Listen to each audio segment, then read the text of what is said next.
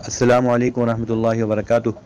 اکابر دارالعلوم دیوبند کی تواضع، للہیت، فناہیت کا تذکرہ چل رہا ہے۔ دارالعلوم دیوبند میں بہت سے اکابر گزرے ہیں، لیکن جن دو نیک بندوں سے دارالعلوم دیوبند کا آغاز ہوتا ہے، یعنی جو پہلے استاد اور پہلے شاگرد ہوتے ہیں، ان دونوں کا نام محمود تھا، جس کے مادے میں حمد آتا ہے۔ محمد رسول اللہ صلی اللہ علیہ وسلم کا نام بھی محمد اور احمد ہے، یعنی آپ کے مادے میں بھی حمد ہے۔ اور دارالعلوم دیوبند بھی جن دو شخصیات سے دارالعلوم دیوبند کا آغاز ہو رہا ہے، ان کے نام میں بھی محمود یعنی حمد کا مادہ ہے۔ یہ ایک طرح کی گویا کہ نیک فالی ہے۔ تو یہ جو دارالعلوم دیوبند کے پہلے استاذ ہیں ملا محمود، ان کے بارے میں حضرت مفتی تقی عثمانی دامت برکاتہم فرماتے ہیں کہ میرے دادا مولانا محمد یاسین صاحب رحمۃ اللہ علیہ کی روایت ہے کہ ایک مرتبہ ملا محمود صاحب نے فرمایا کہ سنن ابن ماجہ پر جو حاشیہ حضرت شاہ عبد الغنی صاحب محدث دہلوی کے نام سے چھپا ہوا ہے، اس کا بڑا حصہ حضرت شاہ عبد الغنی صاحب نے مجھ سے لکھوایا ہے۔ اب ان کی سادگی کا، یعنی ملا محمود اتنے سادے عالم تھے کہ طلبہ نے اس پر تعجب کا اظہار کیا، یہ تو بہت بڑا کام ہے، یہ آپ نے کیا ہے۔ اس کی وجہ یہی تھی کہ یہ لوگ علم کے دعوے اور نام و نمود کی خواہشات سے بالکل پاک تھے۔ اللہ تعالیٰ نے ان فرشتہ خصلت بزرگ کو ایسا بنایا تھا کہ عام آدمی کو یہ پہچاننا بھی مشکل ہوتا تھا کہ یہ کوئی بڑے عالم ہے۔ اپنا گھریلو سودا سلف، گوشت، ترکاری خود بازار سے خرید لاتے تھے، گھر میں عام آدمیوں کی طرح بالکل زندگی گزارتے تھے، مگر علوم کے استحضار اور حفظ کا یہ عالم تھا کہ حضرت مفتی صاحب کے دادا حضرت مولانا محمد یاسین صاحب کی ایک بڑی کتاب،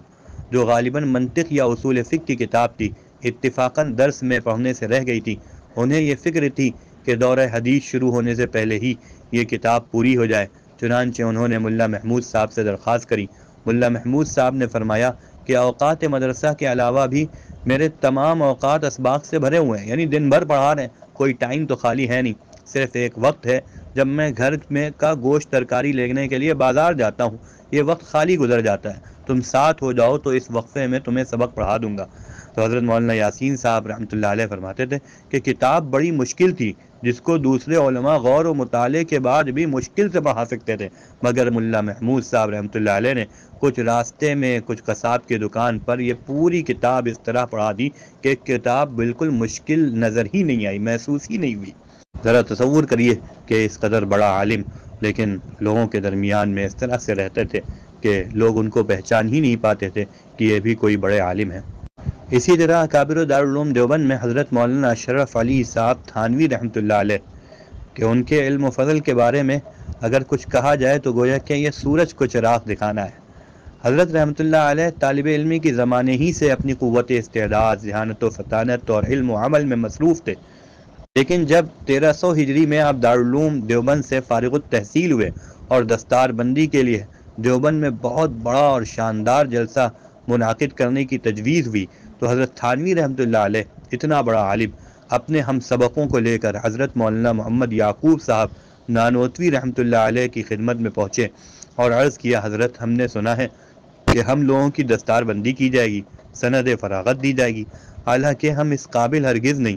حضرت فرما رہے ہیں، حضرت تھانوی رحمۃ اللہ علیہ، ہمارے سر پر دستار باندھی جائے گی، لیکن ہم تو اس قابل ہرگز نہیں ہیں کہ ہمیں کوئی سند دی جائے، لہذا یہ جو آپ لوگوں نے تجویز کو پاس کیا ہے، اس تجویز کو منسوخ فرما دیا جائے، ورنہ اگر ایسا کیا گیا تو مدرسے کی بڑی بدنامی ہوگی کہ ایسے نالائقوں کو سند دے دی گئی۔